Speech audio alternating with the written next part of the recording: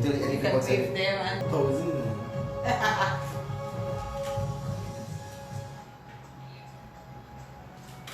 8:09.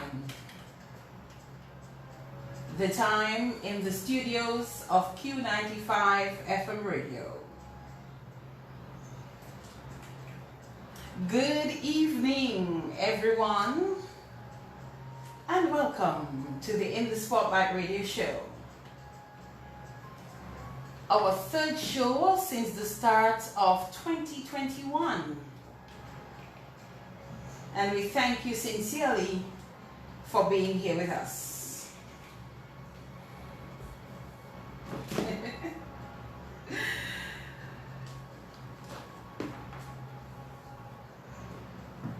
Last week, Monday, we had Delia Coffee Weeks as the second guest for the year. And before that, the week before, we had Anderson Jolly Jr., who started us off with the In the Spotlight radio shows for 2021. And tonight we have a big guy, big little guy in the studio with us, but we'll talk about him in just a while. Acknowledging Q95 FM radio for allowing us the time here to do this every Monday night. We thank you and appreciate you.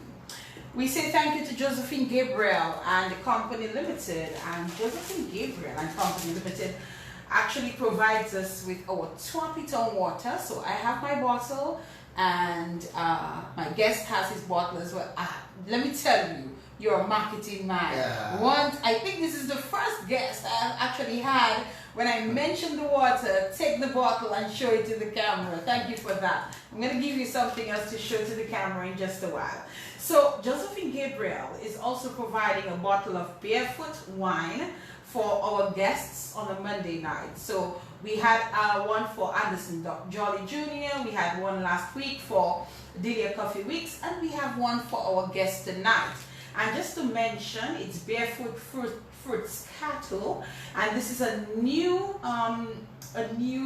one that they have. It's sweet, deliciously sweet, and these deliciously sweet blends are made with wine and natural flavors, bursts with aromas of juicy, refreshing watermelon, crisp, juicy apples, sun-kissed strawberries, and perfectly ripe peaches. Now, if this is not descriptive, I don't know what else is. And this wine is available at supermarkets and retail outlets island-wide. So thank you, Josephine Gabriel and Company Limited, for providing my guest with a bottle of Barefoot Fruits Cattle tonight on the In the Spotlight radio show. Here you go, sir. I suspect you'll do the same and show those who are on social media the bottle of wine from Josephine Gabriel and Company Limited.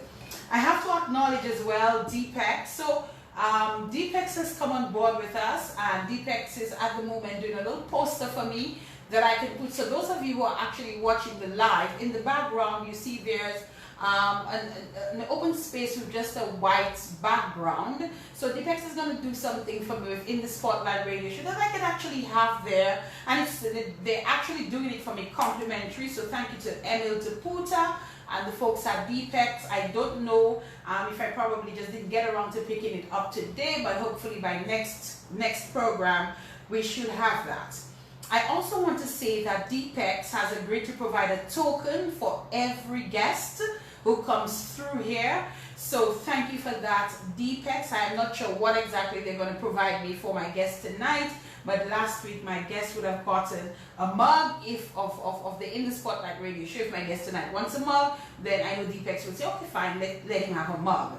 In addition to that, Deepex has offered $25, a $25 gift voucher for every guest for We Forward when they come on the program. So if my guest is going to be ordering something and shipping it through We Forward, then he'll get a $25 voucher towards the cost of his shipping. So thank you very much, Deepex, for that. Emil, you're always so gracious. You're always so willing to work with me, and I really do appreciate that. And of course, I encourage persons to support Deepex. Jordan Jerome, thank you for always allowing that my video is branded. I appreciate that. And Akeem Lowe of Innovate Multimedia is the young man who does these really nice, clean graphics for me, featuring my guest for the program. So thank you for that, Akeem, and thank you to the listeners, the fans of the program. Our social media platforms, we have the In the Spotlight Radio Show page, which we would like you to like. We also have a group by the In the Spotlight Radio Show, pretty active in there. You know, people are always responding and reacting to anything that I place in there, so thank you for your support, guys. There's my own personal Facebook page that you can follow me, because I cannot add any more friends at the moment. And then I have my public page, which is Ferdina Frampton, that you can also follow. I'm also on Instagram, and as I mentioned, I recently launched a little something called Marketing and Advertising, Triple F Marketing and Advertising. I've not really quite gotten it going as yet, just probably sharing it on social media and so on, but you know, we're gonna get some activity going with that pretty soon.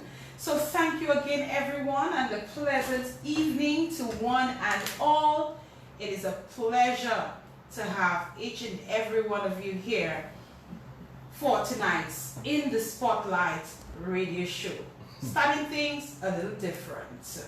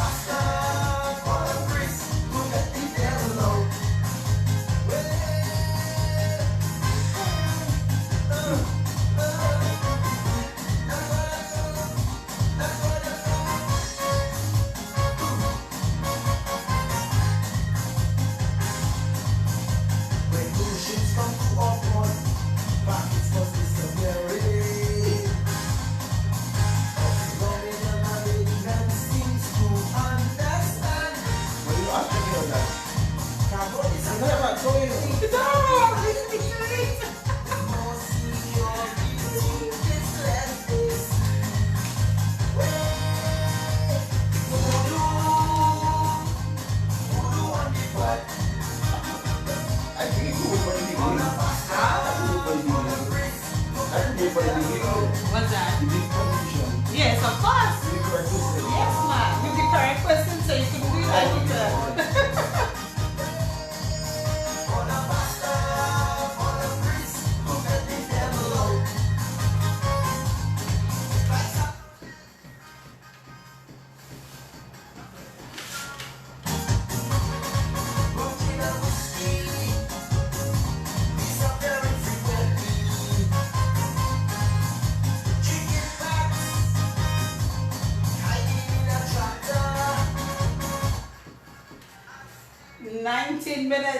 past the 8 o'clock hour.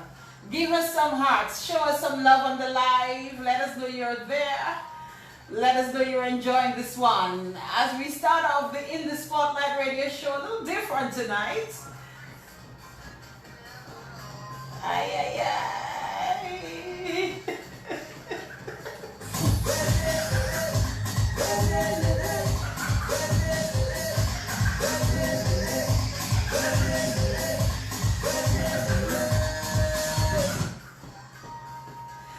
All those of you joining us via Q95 FM radio, we are so happy to have you tonight. No carnival officially this year, but that didn't stop Calypso. Yeah. Those of you on the Facebook Live through either of our mediums, we are happy to have you as well. Thank you for choosing us tonight.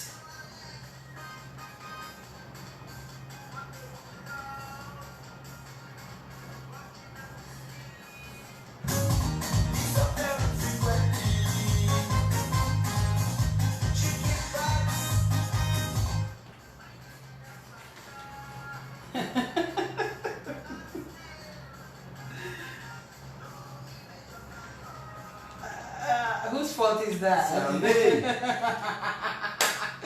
Peter, later. We're ready to go. Yes. We're ready to go. I'm ready. How are you? I'm good, man, Ferdina. Good evening to you, Peter. Yeah, man. Good evening, Ferdina, man. Good evening to all the listeners of Q95 on air and on Facebook, you know. Good evening to my wife at home, Sammy, my two daughters, Alice and Kayla, my parents listening, my parents-in-law, you know, the extended family in Dominica, overseas. Everybody listening. Everybody. The staff of customs, the staff of Melbourne Hall Airport with Douglas Charles. Yes. The 9 of us up there fighting a battle, you know. Yeah, man. Members of Swinging Stars Band, members of the Dominica Government Band, you know. Calypsonians. Yeah, man. My parish priest, Bishop Miles there. What's that? They listen, you know. Yeah, they listen. Sometimes I am amazed, you know, by the people who actually listen to this program. But I suspect the reason they listen is because this program is about people, and it's about human situations. It's about inspiration, it's about motivation, it's about everything positive. And so, you know, people from all walks of life listen to the In the Spotlight radio show. I met this footballer in town today. His name is Robbo. And Robbo said, I listen every Monday night. So Robbo, good evening to you. And I hope that you'll join me one of the Monday nights on the In the Spotlight radio show. I hope you're smiling now, you know, that I big you up on the program. And big up to everybody who listens near and far, whether you're online, whether you're listening via 95.1 FM or whatever medium it is you're listening through. We are happy to have you. Peter Later, thank you for agreeing to be on the program tonight. Anytime, man, for that. You know, I really do appreciate it. And, you know, I called Peter and told him, you know what, Peter, I really want to invite you to be on the program and so on. And he asked me one or two questions, if I recall, and then he said, okay, no problem. He said, no problem. Peter, I've had your parents on the program, and they actually were here together. Yes, it was a pleasure to have them. And now it is a pleasure to have you on the program. So thank you again, and we're going to have a fun time tonight. For sure. Question for that. You said that I'm a funny guy. Hey. According to which one of the judges? There is one of the shows on television. She says, I ask the questions. Okay. You don't ask the questions. Yes. Okay. No problem. Were you going to ask me why you think you're a funny guy? Why you know I'm a funny guy? Because, Peter, when you're doing the backups, the musical accompaniment, especially at the eliminations, you try your hardest. Sometimes you try to hide, you know, to chuckle and to laugh, but you're human, and I can see there that, you know, sometimes you really just want to burst out in a serious laugh. And then sometimes you try to hold it, but sometimes you cannot help it. So I can tell, and I think I've had a few encounters with you where I just find you to be a nice, warm, humble guy. And you always have a little joke at the tip of your tongue, or something to just, just have a little gesture about. Do you have any encounter in 95? Me and you? No. 94? I don't know. Okay. Did we? I'm not sure. But Peter, but I mean, to just come in for you, we had any encounter in 94? It was 94, 95. That's not what you're talking about. I backed you up, I paid for you. Are you talking about Queen Show, Peter? Yes, I am. Okay. Was that 94, 95? It was a little earlier, I think. I one of the years, Peter, don't try to let people figure out my age up in here. Yeah. But probably, very likely, yes. That's 94, 95. It was one of those years, Peter. Yes. So you've I been, remember that. you two have been in this business for a while. You still have the same smile. Man. Yes, Oh Peter, my the smile God. doesn't go away, I still have the personality. This thing, I remember Shemaine Green Brown when I came to DBS. At some point she said to me, something about you, Ferdina, you have an infectious personality. So I guess the infectiousness comes through my smile, through my interaction, and all of that. So I am truly as nice as I appear to be, but sometimes I'm a Scorpion. Sometimes I can be a little terror. Well, there's no need for me to find out that side. No, absolutely not. Absolutely not, Peter. So, Peter, let's get to know Peter a bit. Now, I know we started off with this song, Voodoo on the Porch, and with the headphones on, this is the first time. Oh, we have quite a lineup here of viewers. Yeah?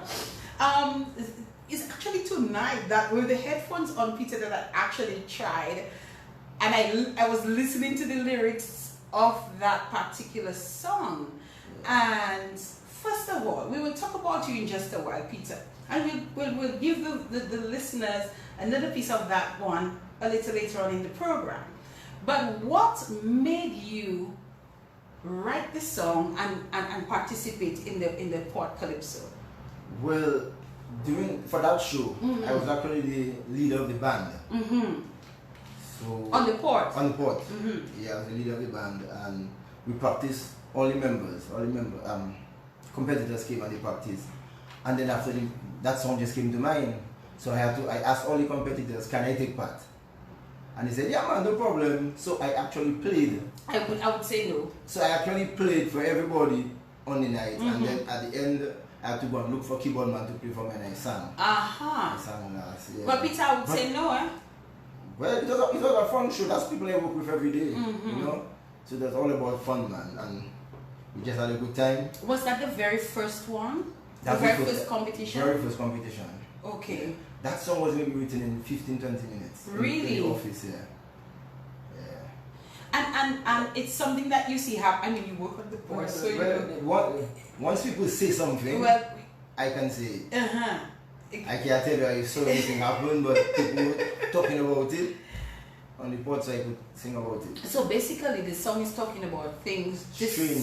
Things are happening. Yes. In my workplace. And it's almost like black magic. Things the human mind can't understand. Objects are coming to life. I see. Walking up and down as they lie, and are all invisible to the human eye. Voodoo on the port. Call a pastor, call a priest to get the devil out. Bikes have no legs. I tell you. But they're walking out. Rum, gin and whiskey disappearing frequently. Yeah, chicken parts living in a tractor and still no image on camera. That is a very well written song, Peter, and I think when persons heard this song, they must have thought it is as real as it can get. Yeah. But the second verse, when cruise ships come to our ports, parking spots disappearing. But right now, I think more parking spots have disappeared. However, it looks better. That means you have a natural, very natural talent.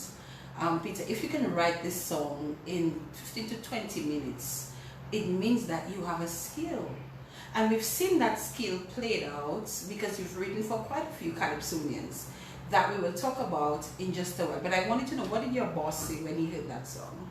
Every song I've written, I give it to him first. Is that so? Yeah. Mr. Badwill? No, Mr. Badwill is not. Who's your boss? My boss is Mr. Roderick. Oh, I'm sorry, Mr. Yes. I'm sorry. Yes. Actually, I give it to Mr. Badwill also. You gave it to Mr. Badwill I also? think only the third one I didn't give to Mr. Badwill, but okay. the first two. The first two. So is it that you wanted to get their endorsement and to say that it was okay to go ahead? It's not a problem we have with them. It's our workplace, you know, so just to make sure everything is right. I think but one of the songs had to change a line. Is just that for comfort, so? yeah. Okay.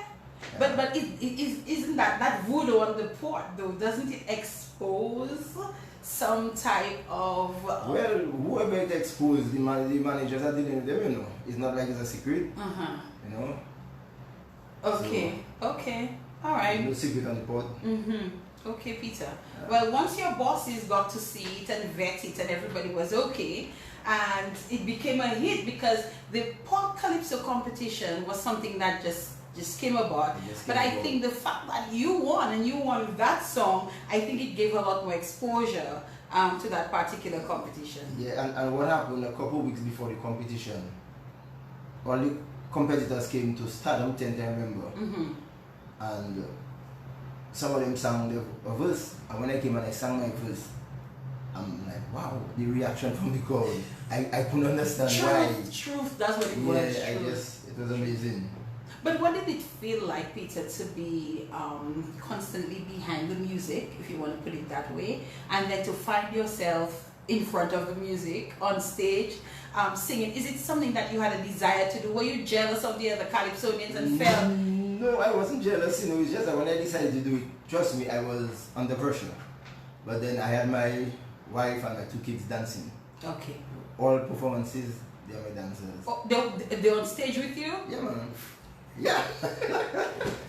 Yeah, and every year so I'm getting bigger, the kids getting bigger. You know? Family affair. Yeah, man. So that is the pressure. Okay. You know, but it's like once I start singing, I get comfortable. I've never been to any of the pop competitions. I think because around the carnival season, there's normally so much going on. You know, the company I work for is normally a major sponsor of carnival, so I'm usually all over the place.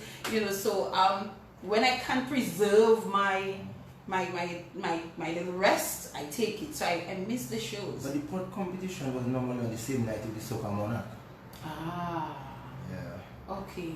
Because not enough dates, you know, things had to end up clashing and so on. But Peter, good job with that. So we'll come back to Peter and Calypso and all of that, you know, but I really wanted to start off with this one on the program tonight and to just get Peter a little relaxed. I know he's not nervous or anything, but you know, I thought probably playing this song at the beginning of the program would give him an opportunity to relax. So thank you everyone for again joining into the program. Let's start our conversation with Peter later.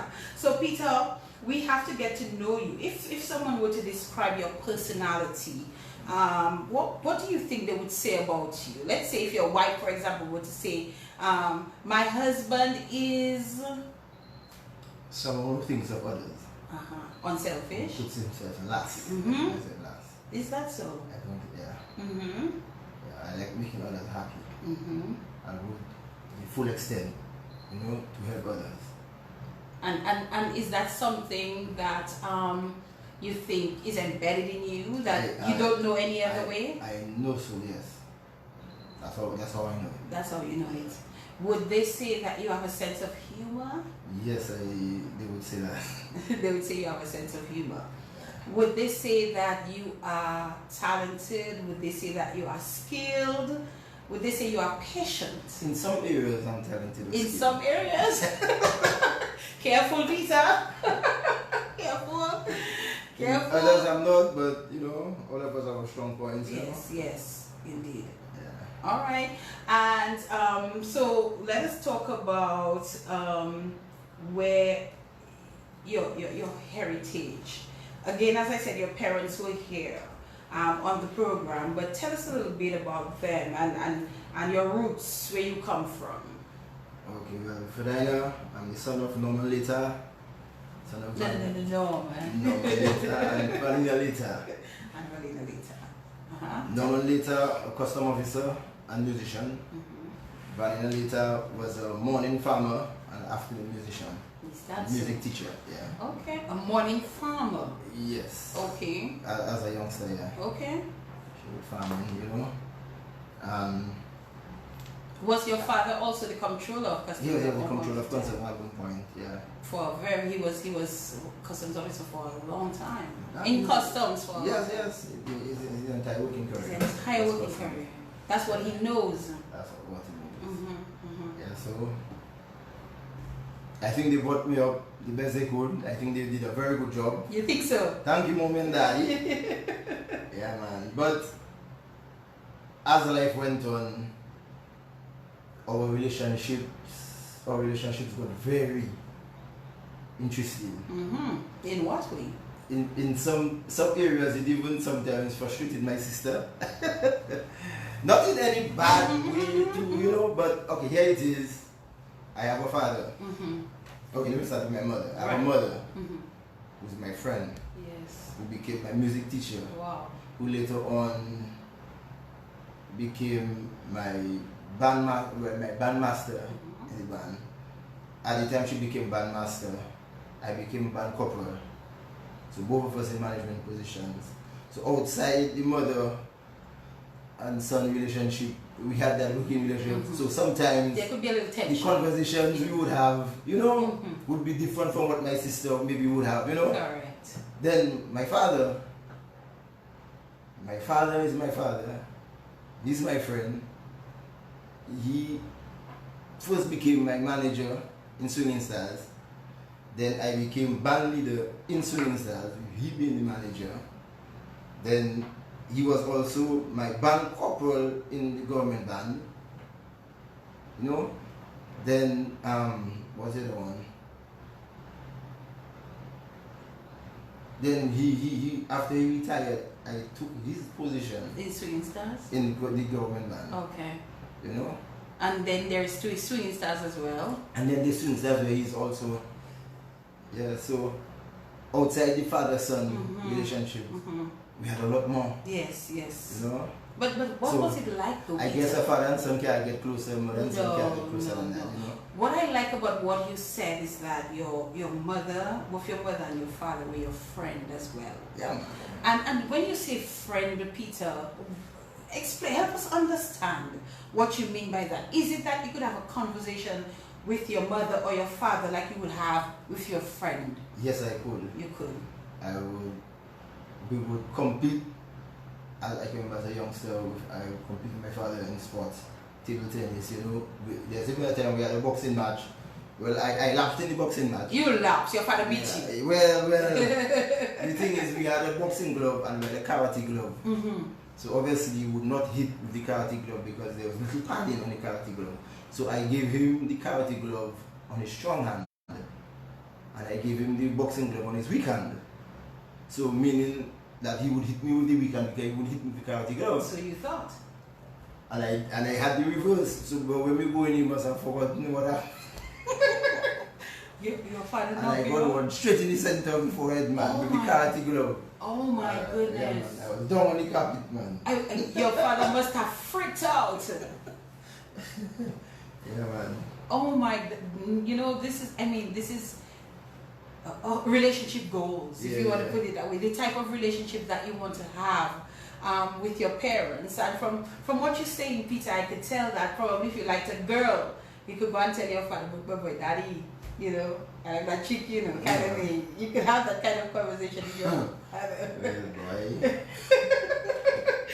Peter, I suspect you're thinking right away about some of those kinds of conversations that you've had. As you said that, I remember something you told me, man. He said, anyway, son, I was a little reckless at one time. Is that so? Well, you're a good-looking guy, Peter, so I suspect as much. He said, anyway, son, when I was a young boy, you know, a lot of nonsense, you know, but what happened to you had never happened to me. Okay, I guess you will not give us the story of what happened to you. You sure, Peter? Yeah. You sure you don't want to give us a little piece of it? No, man. But the guy that was there, Maggie, was on that show. He was. All the nonsense. So I know the story. I know the story, Peter. Okay, I know the story. Maggie Dunstan, Peter Stan. Yes. Yes, I know the story. Okay. I will not be as entertaining as them. And I will not put you through that either. And those who may have heard the time when Maggie was on the program, they know the story as well. Yes. Peter is smiling and shaking his head. But in terms of where you all come from, I know you live in town. But is that where your family roots? Well, that's where my father lived for his entire life. Okay, no connection with any of the country areas, no? From my father's side, no. Okay, but my mother was born in Portsmouth. Oh, your mother is from Portsmouth? Portsmouth, yeah. Okay, so you have family roots in Portsmouth. And many weekends in Portsmouth. You liked it? It was okay. It was always on the beach. The beach, yes. The beach is right there for you to have some fun. And Peter, so your parents had how many of you? Two. Myself and my sister Gina. Gina. Where is Gina? Gina is in Trinidad right now. Okay, all right. Gina, I remember Gina. And so you all grew up in Roseau. Yes. A lot of people grew up mostly, some of the stories I've had on here are of people talking about the sea, the river, and all of that. What is your experience growing up? Rockaway, nearly every Sunday, Saturday. Okay. As a family, or? People say today, parents are not doing what they're supposed to do. Somebody say that. The kind of life I lived, at 9, 10 years old, we would just walk down the road, we'd go by the bridge, and any vehicle that passes, we flag, or van, anything, and we just go to the beach on our own. Yeah? We swim out, no parents around, our parents allowed us to do that. We'd go to Rockaway, we'd climb that tower. I don't know if you know the cement towers, the CCD tower. Well, the big towers on Rockaway, where they mix the cement. Okay. Yeah, we climb that up, all around 10 of us on the ladder climbing up at the same time. And I'm thinking today, there's no way I would make my daughters do that. Mm-hmm. But what is so different? What is so different back then and now? Because you did it, but you said you would not allow your daughters to do it. So there must be a reason why you would not allow your daughters to do it. And well, it's funny, they say parents are more, they were tighter before. Mm-hmm. But with my lifestyle, I won't say that. To me, no, parents are tighter. I something else. We went to underpower, I go to underpower. All our friends, I nearly died there. I was going down, man, because uncle of mine, Cedric, had to die from me, man. So what happened? Did you? Well, we were coming down, I couldn't swim. You could? But we were moving the current and I had to hold onto a rock. And I missed. So I went into the deep end. That was enough. But you cannot swim. Yeah, but I caught the rock 100 times before, so I didn't expect to miss it the 100. Okay. And luckily, an uncle of yours was there. Yeah. And saved you. But a lot of us were there. Yes. And saved you. And saved me. Okay. You owe your life to that uncle. I can't remember ever told him thank you. Joe, you better tell him thank you tonight, Peter. Peter said he can't remember if he told his uncle thank you for saving him. We're continuing our conversation with Peter Letang. This is the In the Spotlight radio show. Because Peter Letang is a Calypsonian and he's a writer, he's a musician. We're going to have some musical interludes as we go along. This is one I learned of today. He told me that Kimara Ito plays it very often, but I think I heard it for the first time today. Here. It's called, what's it called, Peter? Put You Out. Put You Out.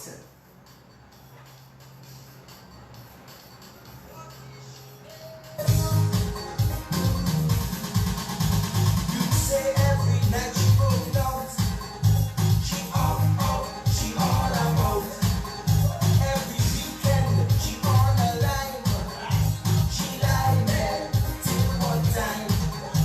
You still say it's good friends she have, but good friends can make her boyfriend stop.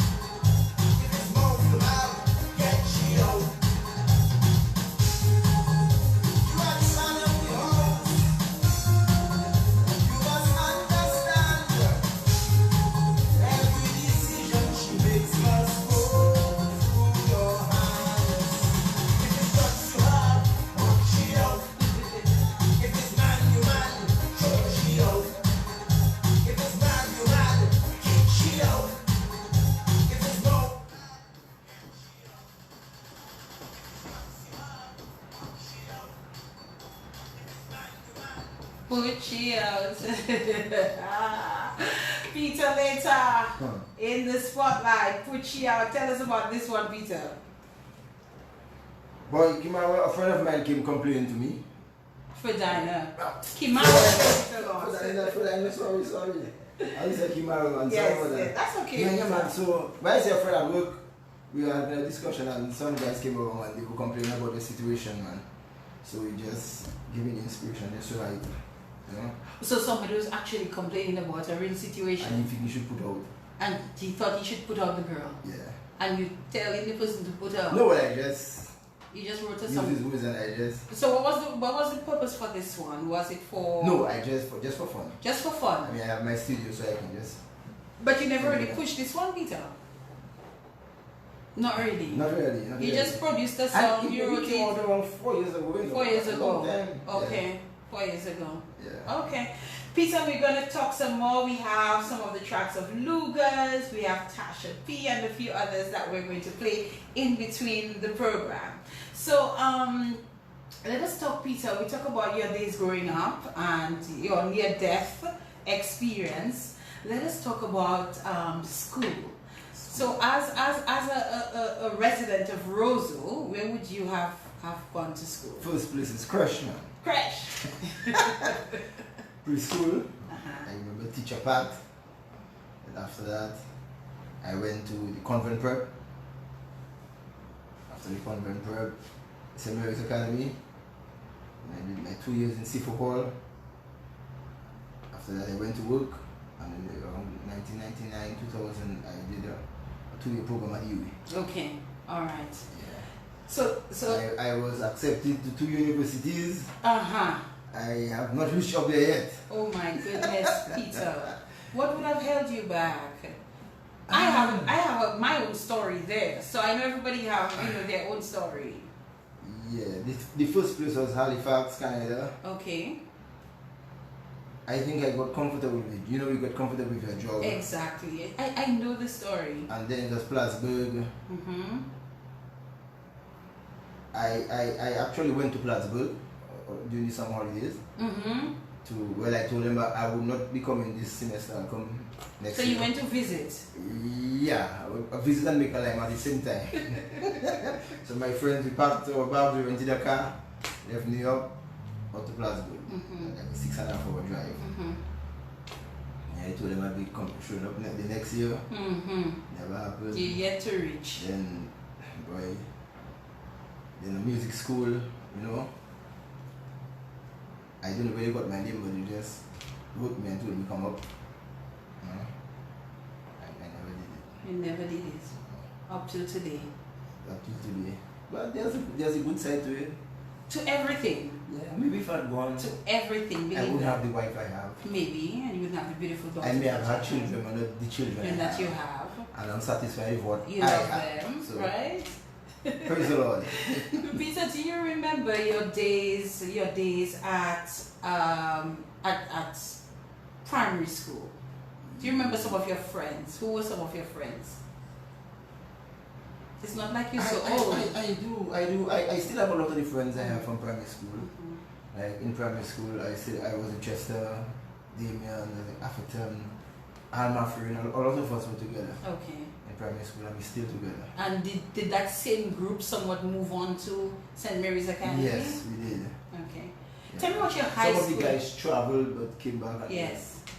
Tell me what your high school days were like. High school days. Yes. High school days, the days you long to finish, and when you finish, you wish you could come back. You know, SMA, great days, you know, with a lot of people, experiences, sports, you know. Did you play any? I played sports, yeah. I played basketball. I played basketball at all levels. Okay. You know. Peter, you're not very tall. No, well, I was outside football. Yeah.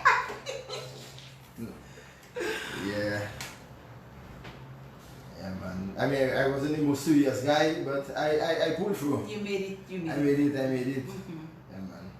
And just next door was the Convent High School. Convent High School. Yes. Yeah, the convent was for the SMA guys. That's what you know.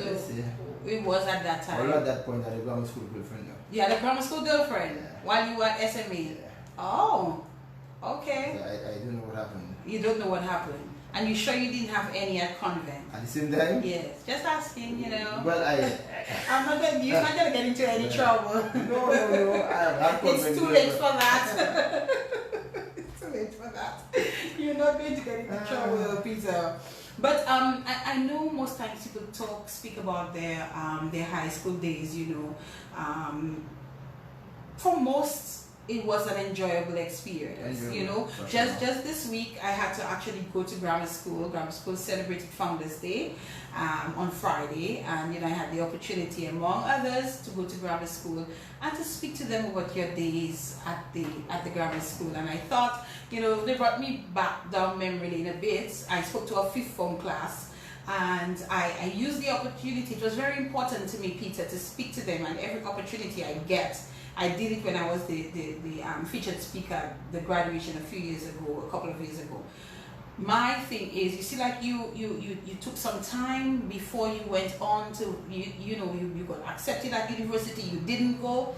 It was important to me to share with these young people that they should not stop at fifth form, and that they should try their best to continue their education as far as they can go, you know, once they have the abilities to do it. And if they don't, you know, don't be afraid to visit somebody, don't be afraid to ask. So that was critical to me. So overall, you know, generally people enjoy their high school days, and you seem to have enjoyed yours. I did. Yes. Your favorite teachers? Some of your favorite teachers? I'd have to say Michael Augustine, man. Toots. Is that so? Yeah, man. But I heard that Toots is a very serious teacher. For some reason, I was very troublesome. And he used to chase me around the class to try to beat me. Really? Is that why you were your favorite teacher? Yeah, well, I guess after that we kept close enough, you know. But Peter, I don't see you as a fella that would be troublesome in school. In high school, I was very troublesome. Then I kept going to the form. I had around 33 merits in one term. It's like every week I did detention. This is terrible. I would have never thought. You seem like a nice, cool guy. Actually, my great grandmother in Portsmouth, we used to spend weekends up there, and she told my mother, anyway, Papa, I don't mind the children, but hey, that's Peter troublesome.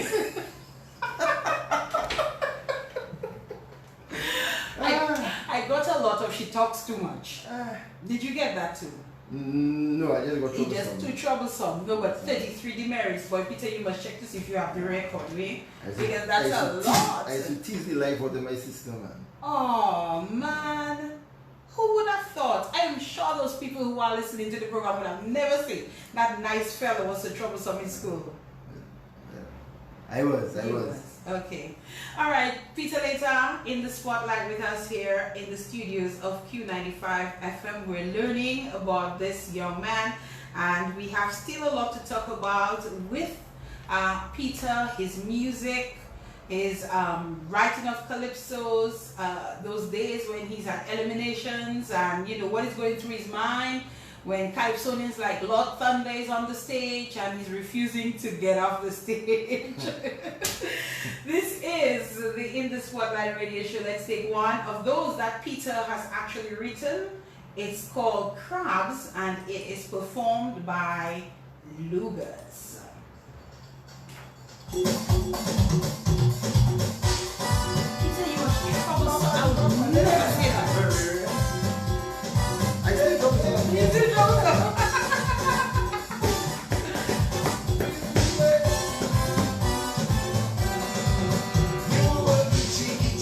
Last time I saw you, you were scratchy when I spoke to you. I never realized your discomfort. Mommy say you tuned in. How did you get there, mister? How did you catch them? Did you go down in a hole? Did you use your rod? Did you use your pole? How did you get them, mister? How did you catch them? So I am wondering, what were you on security? I made the top one.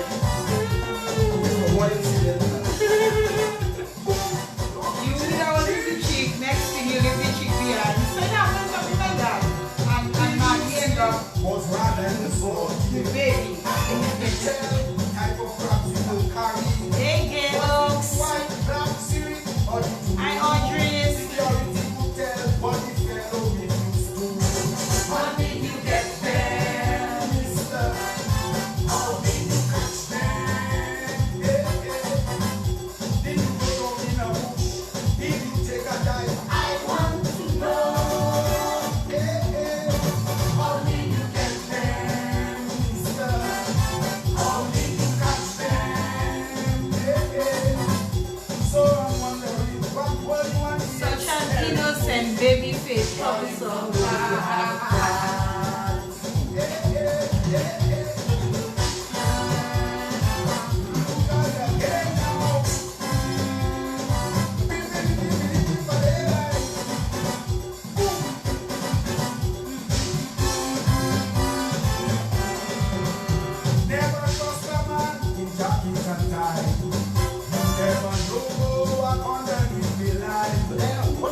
What do you think from going to the You 1 year older than me. 91. So you run book then? Huh? You run book? Yes.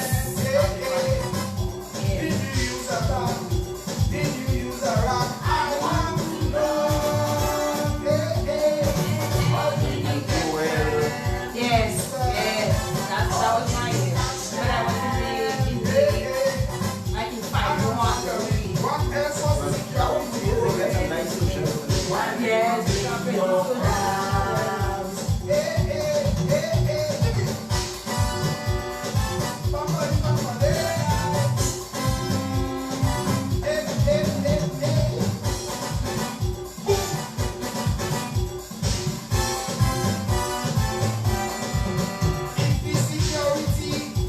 What's the label? I'm not such a community worker. Your trip, I believe, would have been cancelled, but he fell through, so he made you walk right through. How did you get there, mister? How did you catch them? Did a woman give them to you? Did you pay for them? I want to know. Wait, what that song is? How did I you forgot that verse in that song. I forgot about that verse in that song. So I'm wondering, what were you and Pascal doing? Why you know you have crowds?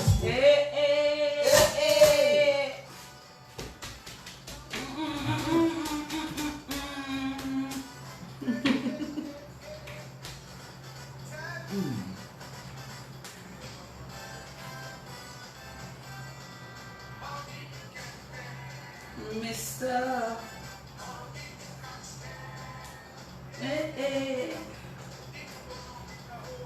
Uh-huh. Did you pick up the double meaning in that song? Nicely masked, Peter, nicely masked. Is there double meaning? Is it? Is there a double meaning? I want to know. I have sat down with judges checking out calypsos for too many years for me not to be able to pick up something like that. Peter, this one is done by Lugas, and was that the first one that you wrote for Lugas? I have never written a song for Lugas. No? He comes with his song? No, I've written a song for myself. Oh! And Lugas next day. For you, No, I wrote one for him this year. you notice how I just looked at you like, Yeah, what? yeah, so- I know you wrote that song. So that was actually supposed to be my song for the pot competition. I see. And then the three women in my life, The three women in your life. yeah, the three Uh-huh. women, my wife, Uh-huh. my sister, Uh-huh. and my mother told me Okay. to not sing the song. They told you to not sing the song. Yeah. So I had to write another one for myself. Is it because of the double meaning? Well, I guess it's a political slant, and you know. I see. So Mhm. it was just I packed it away and I wrote another song for myself. That year. So when Lucas came, I think he wasn't sure about the song he had. So I think, well, that was song there. That was the same year you wrote it for yourself? Yes. Or later on? Same year. Okay. Same year. So Mhm. he just took it. He took it. Yeah. So you gave that one to Yeah, Lugas. yeah. All right. But let me ask Peter, in the case when you write a song and you give it to a calypsonian, I don't really need to know the details, but how does it work out? Take a deep breath. No, well, he took the song, he goes through the season of it. Mhm. After he's done, he gives you 25% of his earnings. 25% of the earnings, and those earnings would include if you make it to quarters, you make it to so if he semis, makes quarters, he gives 25% of quarters. If he semis, 25% to of semis, and finals. And finals, is a little more ticklish because you have to get the second song. Okay. So if the person will get 2 songs from you. Chances are you get 25% of the finals. Okay. But if you get from 2 writers, each of them might take 15. So you lose 15 in that case. Okay. 2 different writers. Which I think is fair. I think that's reasonable. I think that is fair. If the person performs at, let's say, Stardom Tent and so on, do you also get from that? Not me. Not I you. don't worry about that. You don't worry about that. So you just get your little something for your we have a good time. Yeah, okay, that's what it is for you. And Peter, a song like that, the song is called Crabs, right? You want to tell us a little bit more about it? Well, I could. Yes, we would love that, please. Thank you. There was a custom officer friend of mine. Oh Lord Jesus. And he had callbacks at the wrong time, so they held the callbacks. Okay. So I just wrote on him. And that's your story, and you're sticking to it. If you listen to the song, you hear something say Long Chin Chin. That's his nickname. That's his nickname. Yes. So true story then. But it was just similar to somebody else's story. It's okay, Peter. It's okay. That was a good one. Now, Lucas, one of the persons that you write for, has on occasion forgotten his song. Did he forget any of your songs? All.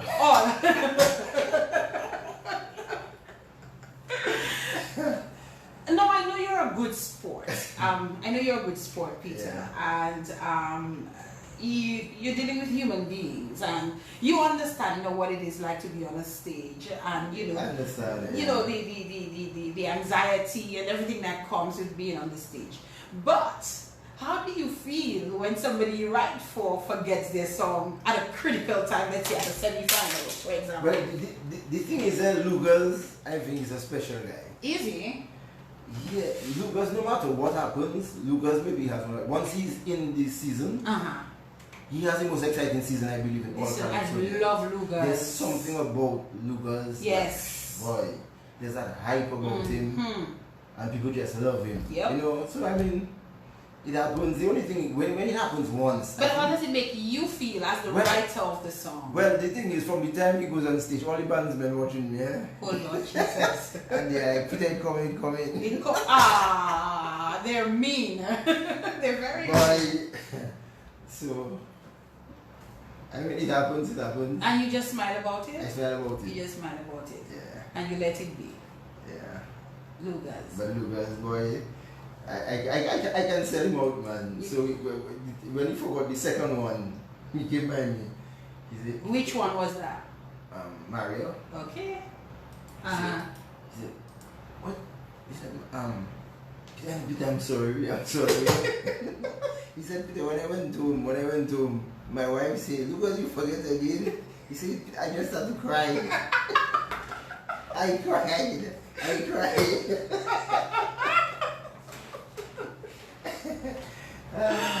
But Carissa wasn't me, eh? Carissa wasn't you. Carissa wasn't. A lot of people figure Carissa was my song. It was not. No, it was not my song. Actually, that song was written by Alex Bruno. I remember. And Alex sent it to me, but I suspect what happened when Alex sent it in.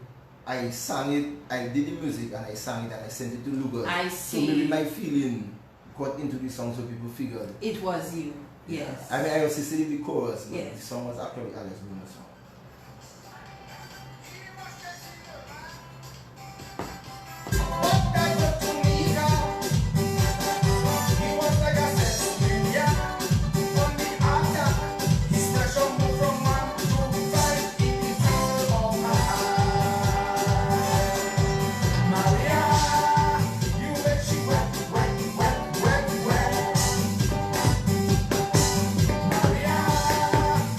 Sweat, sweat.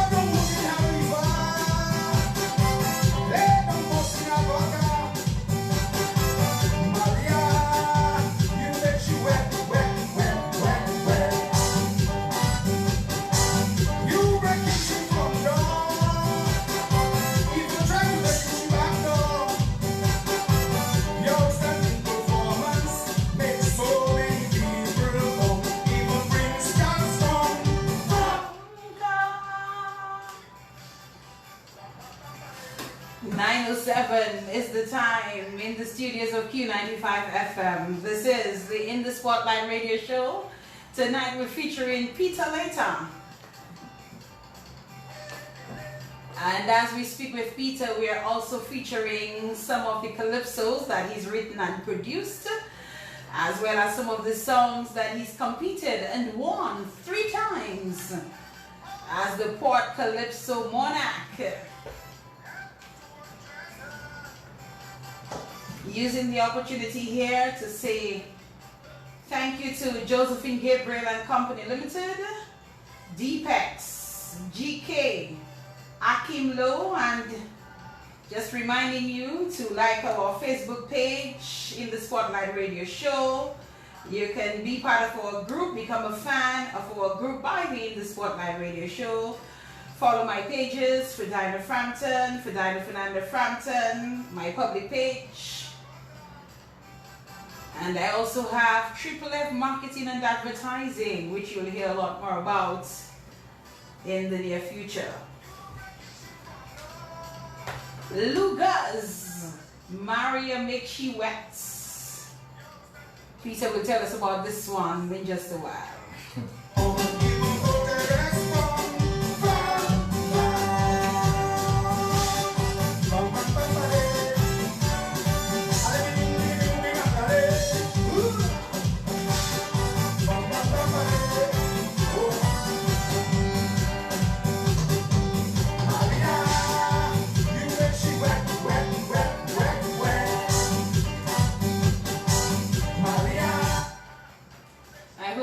Enjoying the calypsos in between.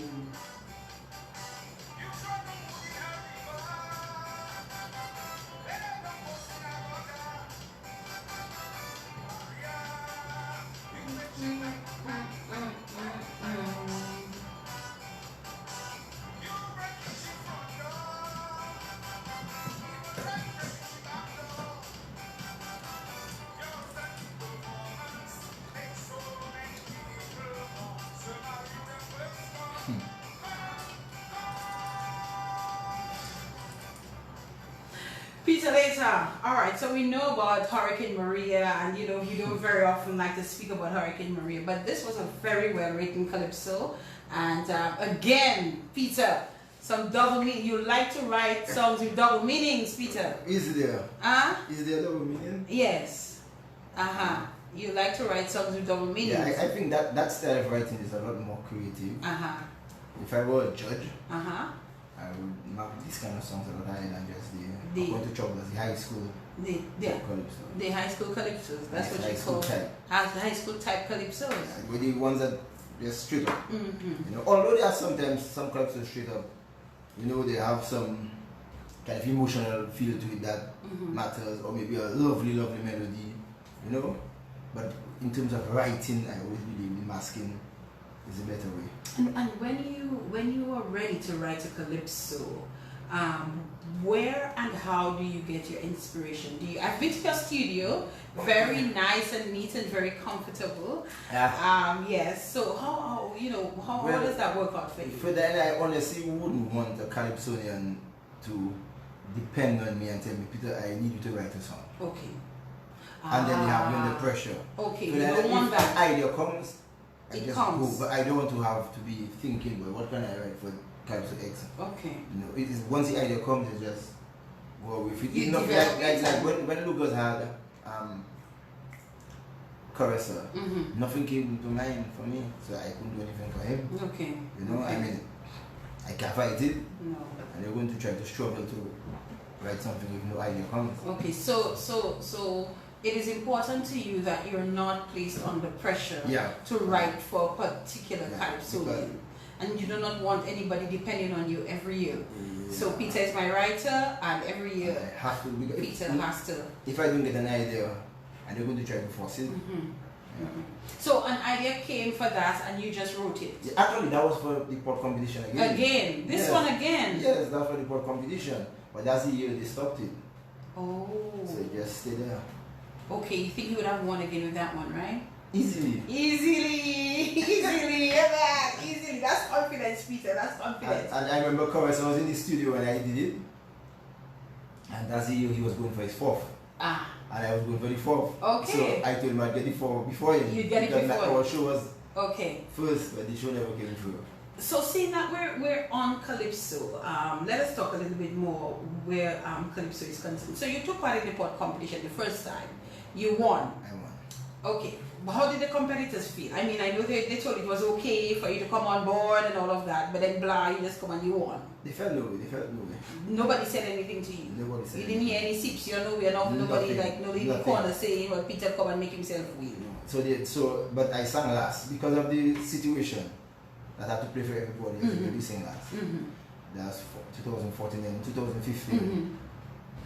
You sang last again? They made me sing last because same situation. Well, same situation, mm-hmm. and I was in one actually. Just let me sing last. Okay. But I guess some fellas maybe figured the last place was had given me the advantage. So the third year they said let's dip.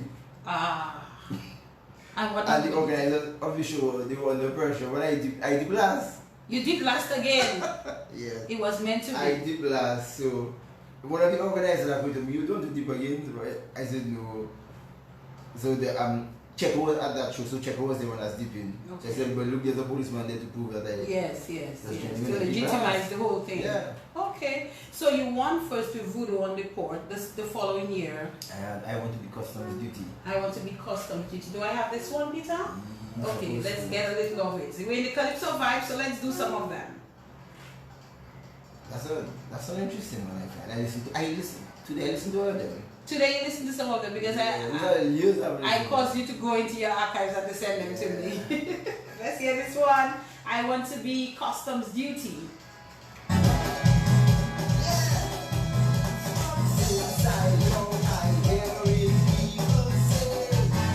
You know that one?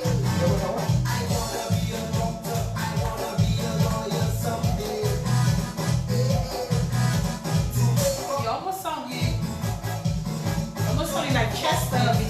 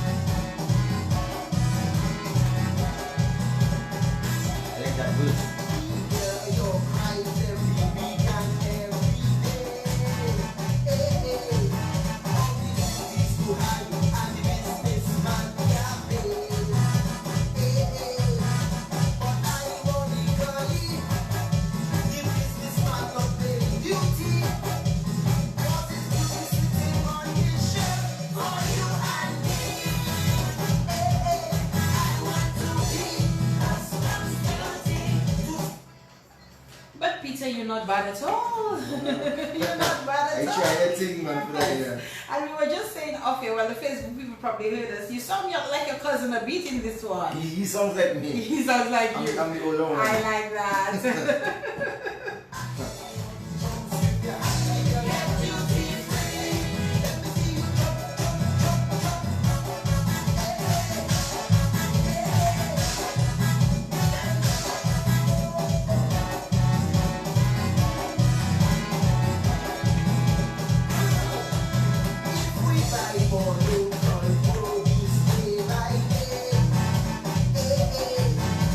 So much less beauty we would have.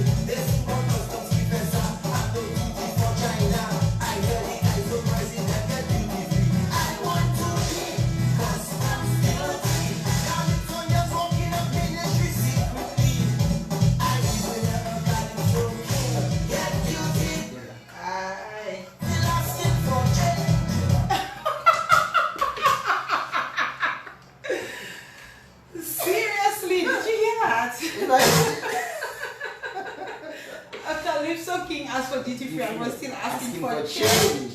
Oh, Peter, you made that up. Yes, there's many Calypso Kings. I have no clue who you're talking about. Wasn't there Calypso, no other song for change? No. Oh, change. I see. That's Okay. masculine. Yes, I picked that up. Now you see? I like that. Peter, but do you know that your type of the quality of calypsos you produce, you could be in bigger competition? I think they could go for the big leagues. Yes, man. But would you? Me was no. You said that me? No. Why you sound so scared? Not scared. I mean, I rather where I am, man. You rather where you are. Yeah, Okay. So no big leagues for you for now. But you can imagine at the show with customs duty. I want to be customs duty. Yeah, man. On stage, you wouldn't have to pay for me. Yeah, man. And any judge who come the mighty pigtail tonight will get duty free, man. Yes. And the show is over. I'm telling you, Peter, drop mic. Drop mic. The show is over. I think people would have really reacted to that song. And it sounds good. I don't know if it's because I have the headphones on that I can really feel the music. I mean, this is really, really, really good stuff. And I think that you could mash it up on the carnival big stage. You know, you'd make it straight to finals with that one. People would react to it. People would react to it, Peter. People would react to it. While we're still talking calypso, as part of Swinging Stars, you are a key musician. I'm the band leader. You're the band leader right now. Yes. So you took over from your father. No, leader, I said, not manager. Leader, I said, band leader. Leader. Yes, My band father is leader. manager. Your father is the manager, but he was band leader at one time, wasn't No, he? Philip also used to be. Oh, I see. Okay, we're learning things about your band. But I want to talk about the experience of doing this, Peter. Beginning with the eliminations, and we'll come back to talk about your whole music, career and everything else. But seeing that we're in the calypso realm of things, let us just continue there for now. It begins with the eliminations. Eliminations. What happens with eliminations? So normally we have the elimination, but it would be only 3 musicians: guitar, keyboard, and bass. No drums, anything else. Right. And we would have like 2 weeks to practice like 65 guys. But the way it sounds sometimes, Peter, not everybody has come to practice, huh? Everybody comes to practice. Everybody comes to practice? I mean, sometimes when I have 1 2, that might just show up on the night. Okay. But everybody comes. And it's a hard 2 weeks. I can imagine. Because fellas just walk in, they have nothing, they have no scores, nothing, Some of them don't even have a melody. So you all have to kind of So we have to just work with them, But it's enjoyable. It's music. That's what we love doing, so we do it. So normally... And the thing is, Ferdina, some of these guys, some people say let's forget about the elimination. But Ferdina, some of these guys waiting whole year to be on stage. That's why some of them don't want to leave. Yeah, and for them, that's their finals. Yeah, to them it means more Yes. to them than finals mean to someone else. Yes. So 65 calypso. Who are normally the musicians? Peter, Refuse. And Jerry Muller. And Jerry Muller. Okay. Yeah. I think Jerry Muller is better at just doing his thing. But anyway, you and Refuse. So the 3 of you all are the ones that they practice with. The same 3. Yeah, the same 3. They practice with you all, and for over a period of 2 weeks, you try to prepare them for the night of the eliminations. Then the night of the eliminations come, and you're there, Peter, and you all are playing for hours. Hours. You must have a certain level of love for music, love for the art form, and a certain level of patience to be able to be there. What does it demand from you? Ferdina, the human body is funny.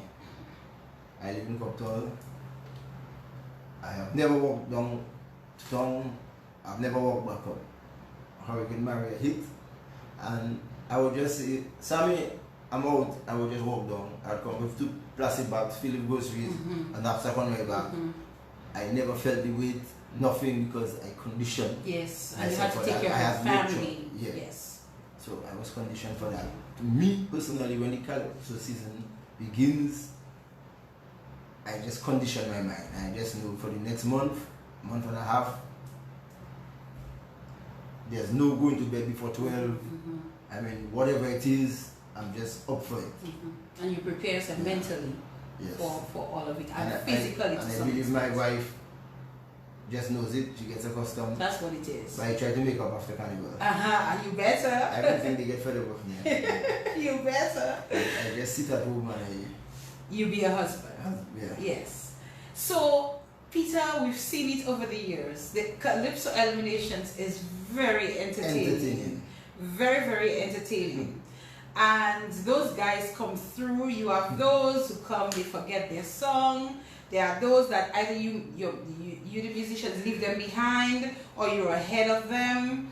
There are those who come on the stage and they refuse to leave. You know, you have to find a way to get them off. We get all kinds. Yeah, those are making up the song on stage. As they go along.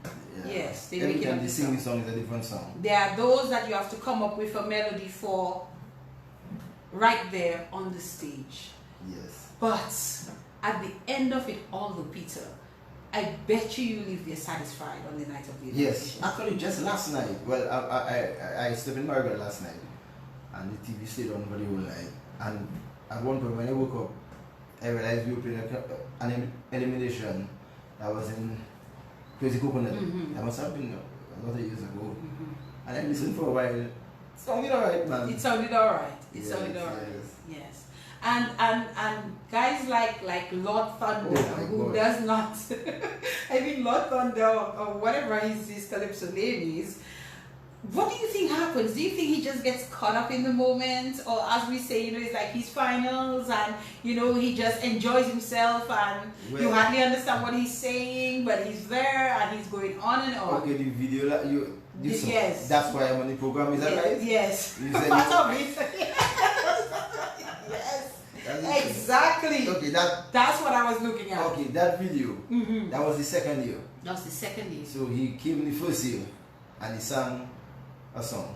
You better say it's a song. Yeah. And then that year you're looking at, he came to me before he practiced and said, "Later, I think I knew I wasn't the best." And I said, "But this year I think I have it." And he went to and he did his homework and he has everything covered now. Yes. And he came with what you saw. Yes, but this time. So, and what the one this year, Uh-huh. I heard the recording. No, I'm saying, but this day, why he may have come with something a little better the year before. He didn't want to get off the stage. Is that the year he didn't want to get off the stage? Well, he had his information to give, he had his content. So Right. it And he wasn't shared it. finished yet. Yes, it wasn't finished. It just wasn't finished. so- Okay. And you He was, in the back. he was very disappointed he didn't get to finish his second verse. Seriously? Yes. But he was on stage for a very long time. Yeah, it was the second verse. Oh my goodness! And that was the second verse. But Peter, when you're there and you're playing and those guys are on stage and you know, But then that's one bad habit I have. When I have to laugh, I laugh.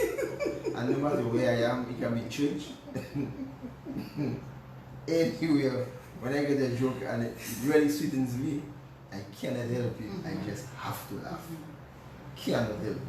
I'm sorry, but that's me. yes. Yeah. So, but the thing is, how I'm sitting, I could hide, but Refuse and Jerry, they behind the stand so they can bend down here. But sometimes you're right in line behind them. They're laughing too, you know, Yes. but you're not seeing. But I cannot hide. You cannot hide. It's fun. just It's cannot fun. hide. It's fun.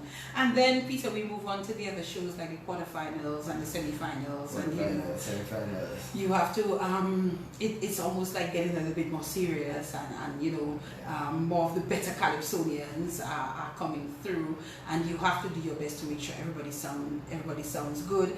I know, you know, there have been times that the Swing Stars has been accused of playing better for some calypsonians and not as good for others. Is there truth to that? I would not expect you to say there's truth to that, but I'm just asking. The thing is, Tell me. I'll tell you. The calypsonians, they might see Swing Stars playing better for. Chances are their songs were arranged by me. Okay. I'm a keyboard man. I actually started in Swing Stars in 1992. Long time. I started off on saxophone. Okay. since 1992, I've been writing brass for swinging stars, and I've been writing brass scores for calypsonians. Mm-hmm. I have a good idea as to what a brass man would enjoy playing, where on the instrument would be comfortable, the phrasings that will be comfortable, so I stick within the comfortable areas. But then there are some guys, some calypsonians that might have their own bass lines in their head. They have no knowledge of the instrument, so they just figure that's what I want. There's a big difference between a brass part and a part you want a brass instrument to play. It's different. There are parts that are suited for brass. There's different brass instruments that can handle faster phrasings, but in a band you are all free for sometimes different instruments, so you have to try to write phrases that would suit all instruments. So there are some lines that fellas come with that brass, or they just cannot execute as effective as other parts. So if guys start saying that we're playing better, but there are brass parts and there are parts people want brass to play. Okay. I think that's the best way I can explain. That's the best way that you can explain it. So sometimes guys have to trust the musicians, and when a musician advises you, hey, that's not the most practical thing for brass. And do you find those kinds of situations where you have to advise a musician, a calypsonian, as to if having to change things around or using something instead? Yes. And how receptive are they? Some others have their thing in mind and they stick to what they have, and when they stick to what they have, no changing. But I think the sad part about that is when you do that, you figure what you have is the best. And when you go on stage and you don't get a response, you're like, wow, I wonder why. And then sometimes you have to, the only scapegoat you have as a calypsonian is to blame the is musician. the band behind you. So we have got some do that too. Okay. You So know, that they can't blame themselves. you're like Teflon, that just bounces off your back, right? The only time, there was one time I was under pressure, like when I just moved to keyboard. Not just, but when Chester came into the competition, and when Chester was a vocalist of Swinging Stars, and when Chester came in, his first year he had that song Chains. He did well, and the second year he came in Destiny, and then he had somebody have to play. And it was clear Chester was going to win the competition. I guess the older guys figure, oh, hey, Peter is Chester's cousin, Chester's band. Some guys moved me and they told me they don't want me to play keyboard for them. Really? Yeah. I mean, I didn't take it anyway. You didn't? No. Okay. Yeah, because we've heard over time Chester, Stefan played for the was with Swinging Stars at one time, then Tasha, so we've always heard whoever calypsonians that were part of your band, Swinging Stars was always I don't want to use the word accused, but stated to be playing better. I don't think you did, but you wouldn't have Dice complaining about that. But Dice would go by Cornell, by Ferdina. I think that these are two guys that have knowledge, so whatever they put down, Swinging Stars will normally execute properly for him, and he has his 9 crowns, so I mean. Over the years, Peter, in terms of the calypso and your involvement, what's your overall view in terms of the growth of the calypso art form?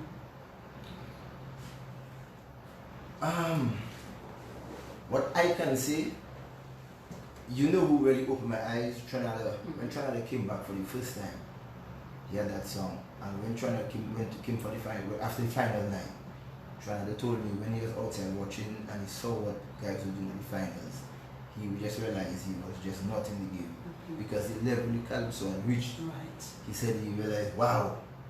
And today, maybe these songs are not being written any better than before or arranged any better, but the artists are a lot better today than before. The kind of voices that one comes back then, who would be come today?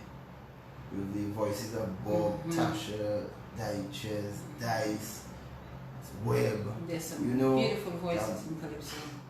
I mean, yeah, man. And that's something, you know, I understood when you know, I was judges coordinator, and sometimes people would say, why did that person make it, and why did that person make it? And I was brought to understand that there are Calypsonians who come into the competition with almost an 18 or a 19 over 24 rendition. Because they have such beautiful voices. They go to hear every word. They have good voices, they're clear, and so that gives them the edge. Let's say they may fall somewhere else, you know, that probably the might only be place they can fall is in lyrics. Is in lyrics. But they're going to sing, they're going to have good melodies, they're going yes, to... yes. So yes. They forced to be reckoned with. When we're going to take another musical break, and when we come back, Peter, we're going to talk a bit about your musical career, when it all began, the instruments that you play, you being the government bandmaster, what is that, you know, what does it entail, and all of that. This is one you wrote that was one of my favorite calypsos, and I think the young lady herself, she knows, and I've told her that there is something about her that I just admire and appreciate. I think she's a beautiful young lady, and I think she's a great Calypsonian. She is the only female monarch in Dominica, and you wrote her this one in 2020? 2020.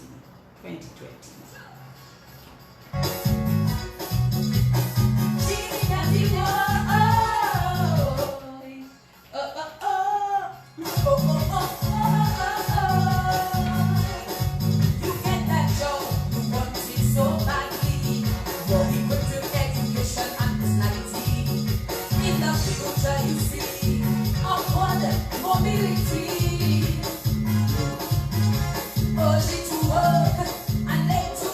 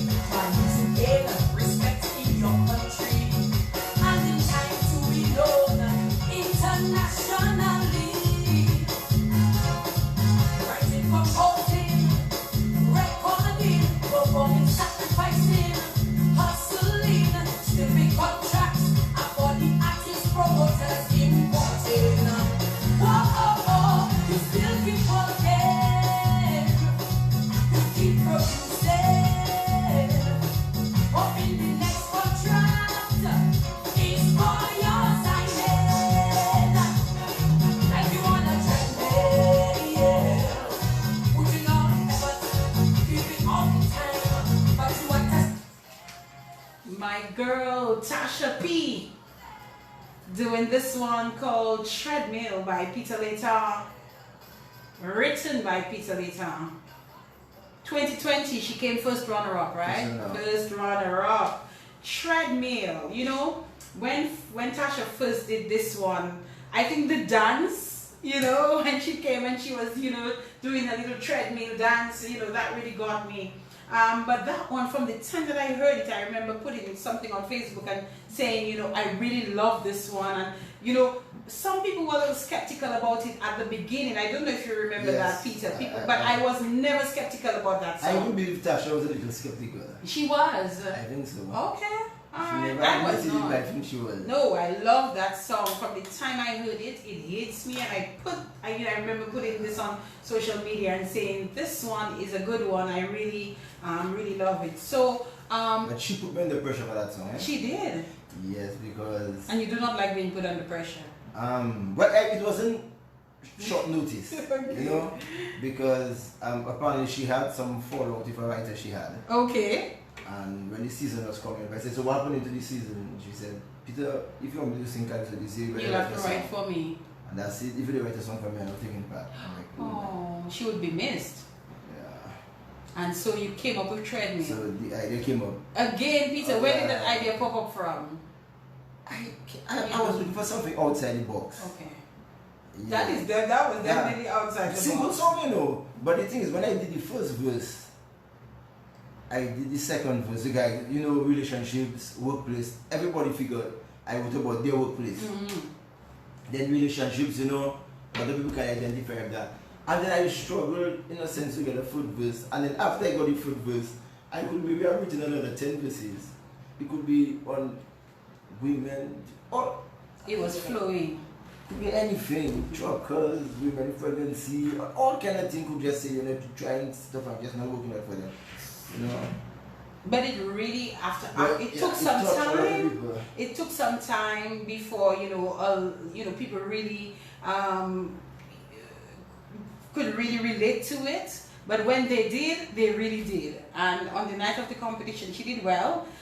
She did very well, you know, and she's a performer. Yes, Tasha has a strong voice, and she's a performer, and she always delivers. She always delivers. So Peter, these are some of the people that you've actually worked with and written for. You didn't send me everything. I did Eyes Closed for Intruder also. You did Eyes Closed for Intruder. Do we have this one here? I swear it's there. Let me see. Eyes Closed. That's correct. Let's see if we can get that. Don't worry, Peter. We're all right. Choke.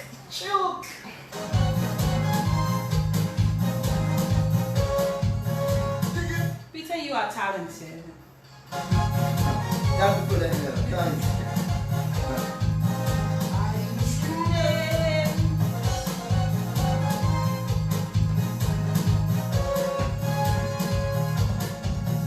In my country, my little country,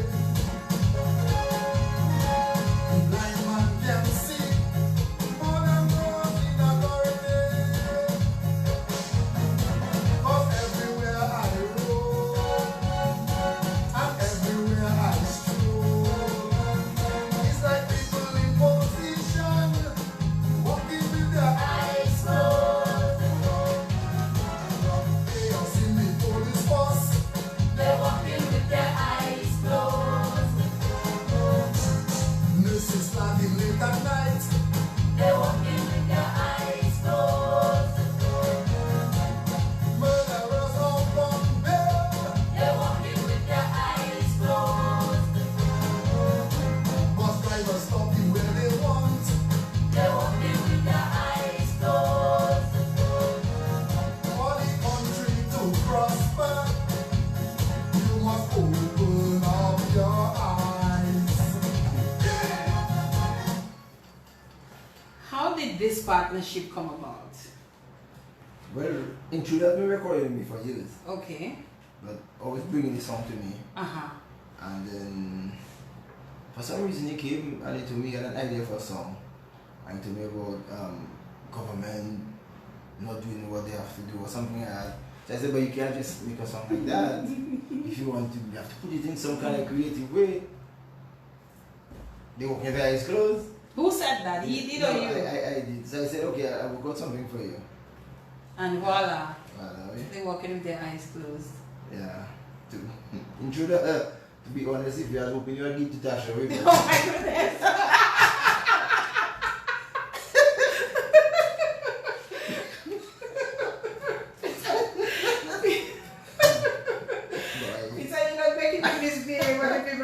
Tonight, Peter. That's why Intruder giving that to his daughter, boy. Chaos.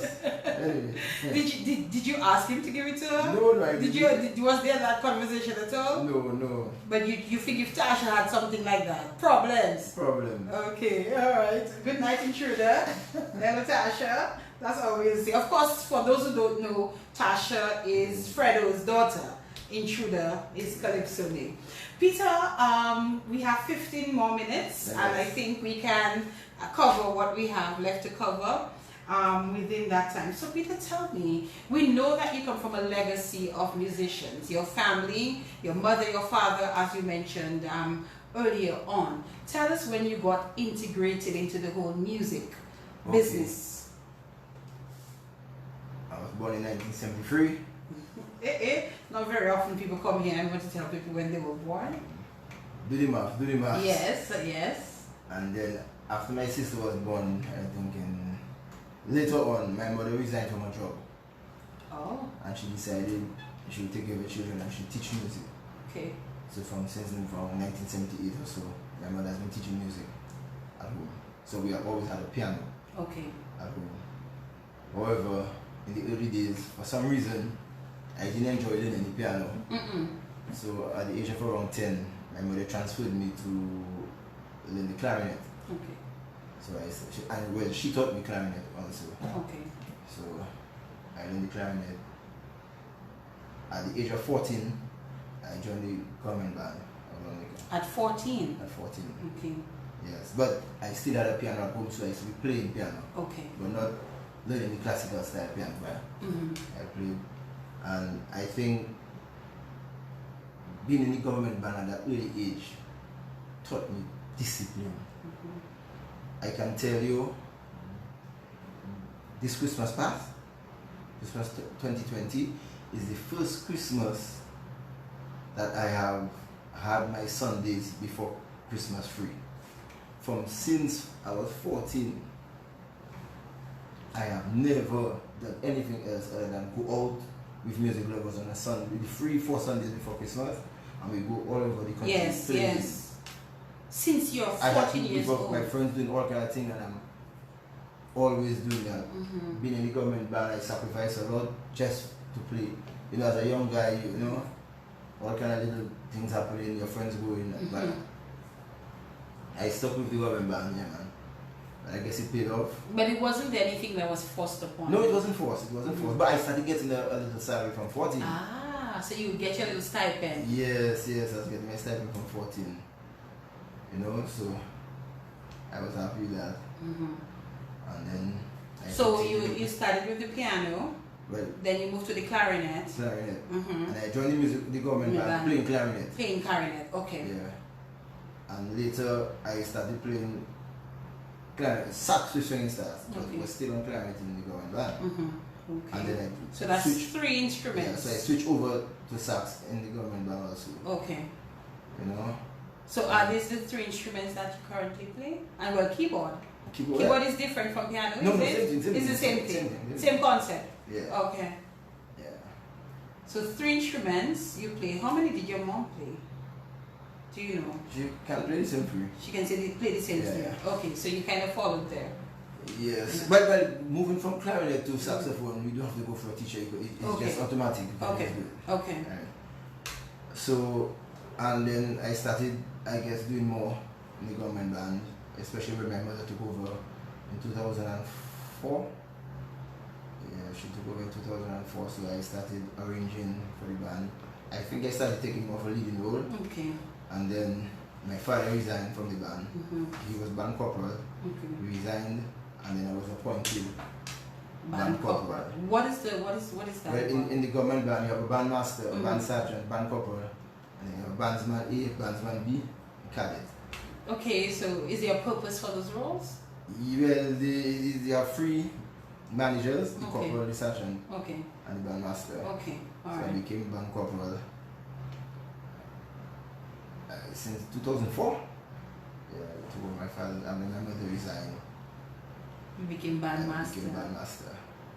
Wow. What does that entail, being band master? It entails being in charge or taking 29 people under my wing. Okay. You say that with such humility, Peter. Well, say hi to all of them, you know, I've really gotten the support from them. I mean, a lot of people figure I might be young, but there are not much people in the band that are there. Maybe only two free members there longer than me. I'm in the government band for like 33 years. Everybody respects you, Peter? I get respect, yes. You get respect. Yeah, I can't complain about that. You can't complain. And does You anybody... also make a lot of jokes and things, but I get the respect. Does anybody feel that probably because your father played a key role and then your mother, that it was automatically passed on to you? No, I'm confident no one in the band feels so. Nobody feels so. I'm confident nobody you feels feel so. it is deserving. I feel so how is it done? Is it a vote among people? Oh, no, is it an appointment by the government? It's a government, you know. It's a government appointment. Yes. Yeah, I get my budget every year. I have to recommend people to be appointed. Okay. To act. Alright, and you get paid? Like just like any. Yes, we do. You get paid. Yeah. You get a monthly salary. You get a salary. Yeah, my salary comes together with my custom salary. It's one payment. Okay, interesting. Do you enjoy that, Peter? Yes, I do. You do. Yeah. I have to ask, are any of your girls following in your footsteps? They all started playing instruments, but they diverted into other sections of the arts. Oh, okay. So, Kayla, my younger one, is now in the painting, and Alyssa enjoys the dancing. Okay. And you're fine with that? They are both good at it, eh? You're fine with that? Yes, well, the younger one, Kayla, she's a little bull. She said, Daddy, but because you in music and you're from in music, I have to like it too. Children bull today, you know. Yes. But I mean, they enjoying what they do, you know, so I support them in doing what they're doing. Okay. You know, we have to buy our canvas or pins, or valley shoes. Yes. Or leotards, or ties. It is what it is. Do you think if you had a boy, probably he might have followed?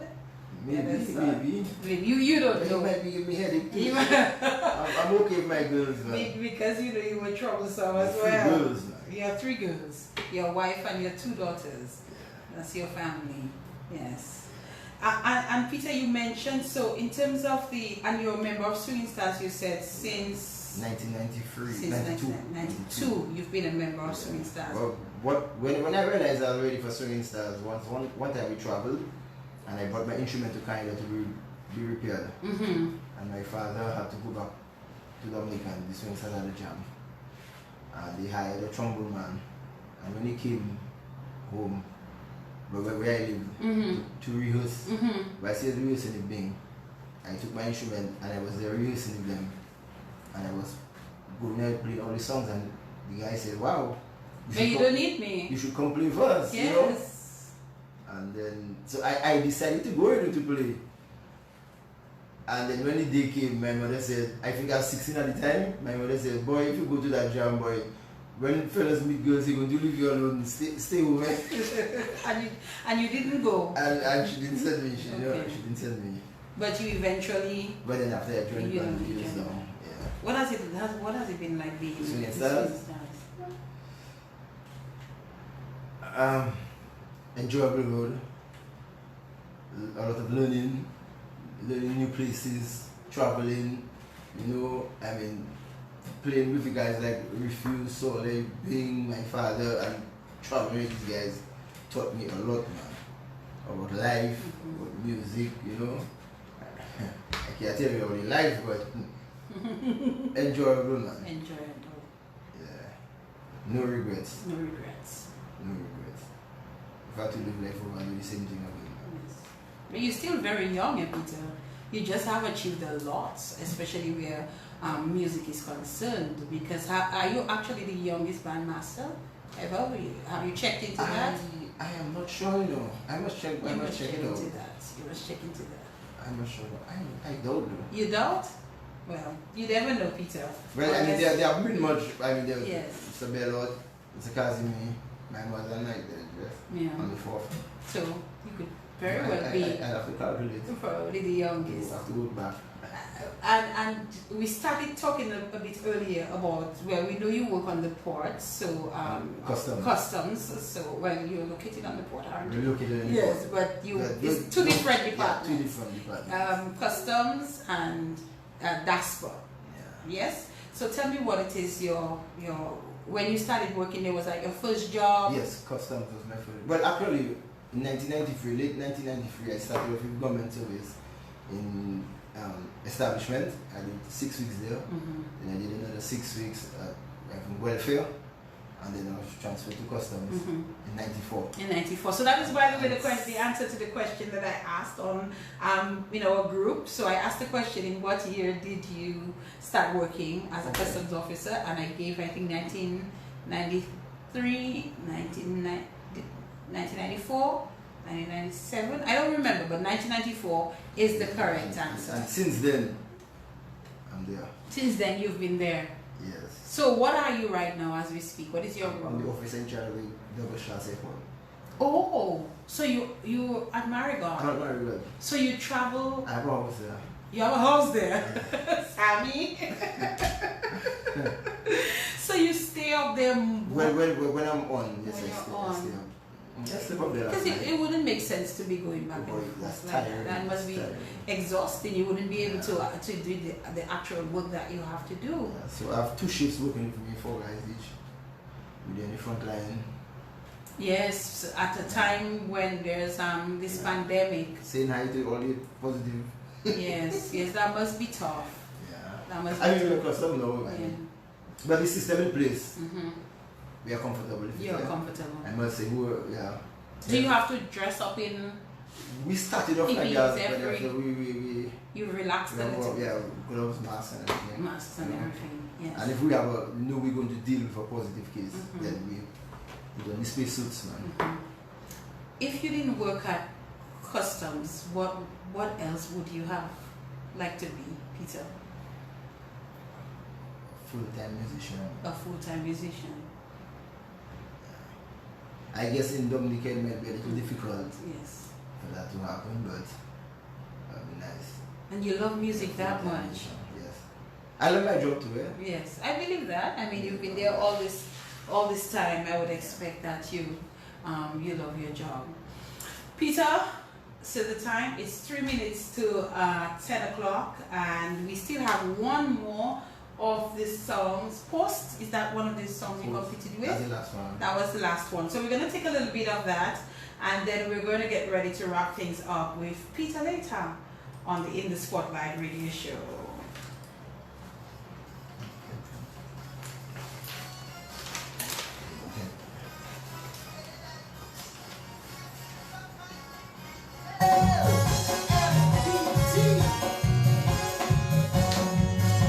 You hold a position, many people admire.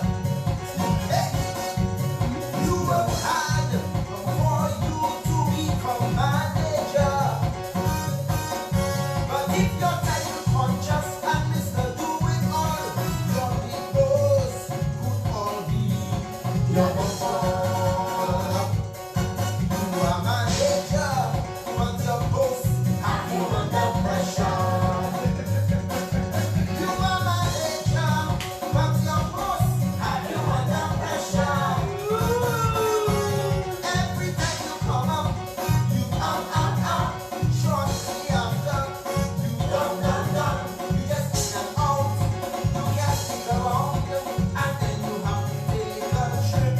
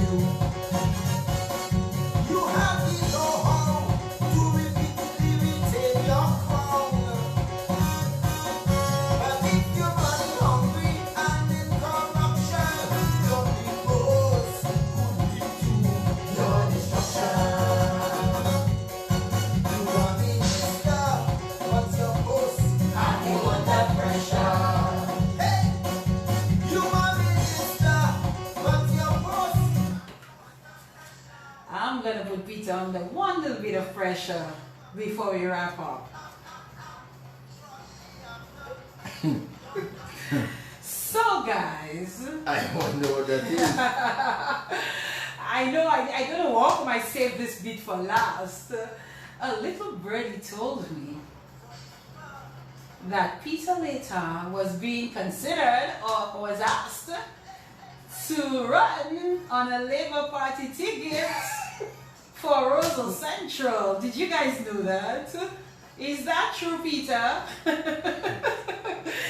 Whip on my Peter. I heard the same thing. I'm with that there. You heard the same thing? You heard the same thing. So you're not going to admit or deny? No, I'm not. No, you're not. No, Okay, well that smile tells it all. Peter, before we wrap up, you're married to Samantha Letang. Samantha Very Letang. beautiful young lady, former Miss Dominica. 2002. Tell me about that as we wrap things up here. Well, I met Sammy in 1997. Yes. From the time I saw her, I spoke to her. Uh-huh. I realized it's over. That was it, drop mic. Drop mic. I had some chicks at the time. Some, plural. Plural. Oh, blood of Jesus. And one by one I had to just become a good boy. Drop them. We got married in 2003. Okay. I've been married for 17 years. I must say, great journey, man. Great journey. I've enjoyed all of my 17 years. 17? Well, 23, 6 plus 17. Okay. 23 years. I hope she did the same. I can talk for myself. Of course. You have to ask her if she enjoyed the 23 years. We have 2 lovely kids, Alice and Kayla.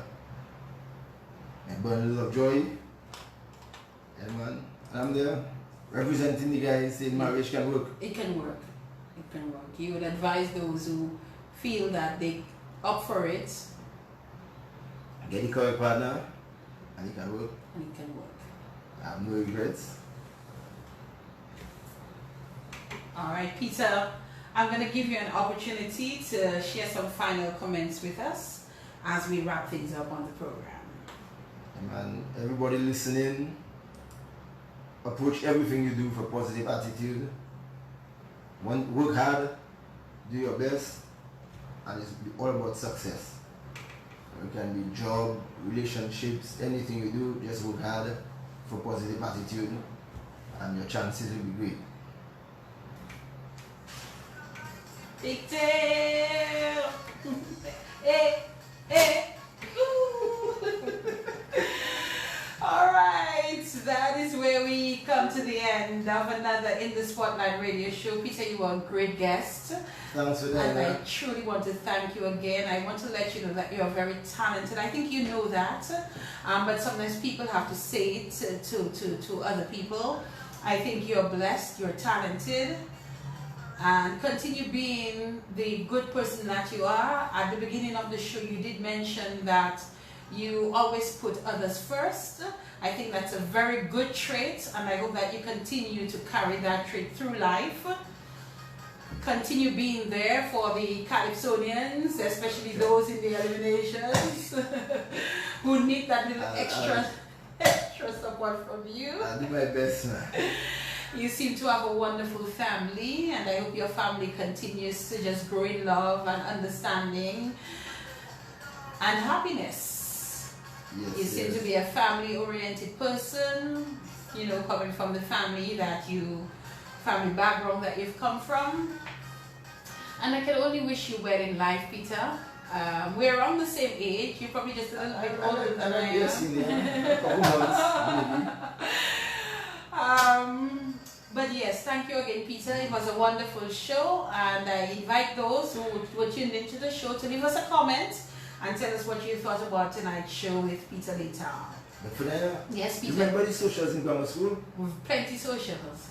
Boy. Yes, those were the days. Good days, Yes, man. those were the days. Yeah, man. Telephone love and dip on my mind. Yeah, that. Days of shabba around. That's it. Next week, Monday, I sometimes like to leave, the shows as a surprise for the next time. But I'll give you a hint. The next program, I will have the gentleman, a Dominican, who emerged as the valedictorian for the Open Campus, UWI Open Campus. He was a Dominican, so that's a big thing for us. So he'll be joining me next week, Monday, on the In the Spotlight radio show. Look out for the promotional videos and our flyers. Remember to like what we post, share, follow us, support us. Thank you, everyone. Have a good night until next week, Monday. Still to come on the program as well, Jude Deloney, the reigning Calypso monarch of Dominica, as well as Miss Dominica 2020 is also scheduled for the program in February, first week and second weeks respectively. Until next week, Monday, God willing, have a good night, everyone. Thank you, everyone, for supporting the show. Thank you for listening. We'll do it again.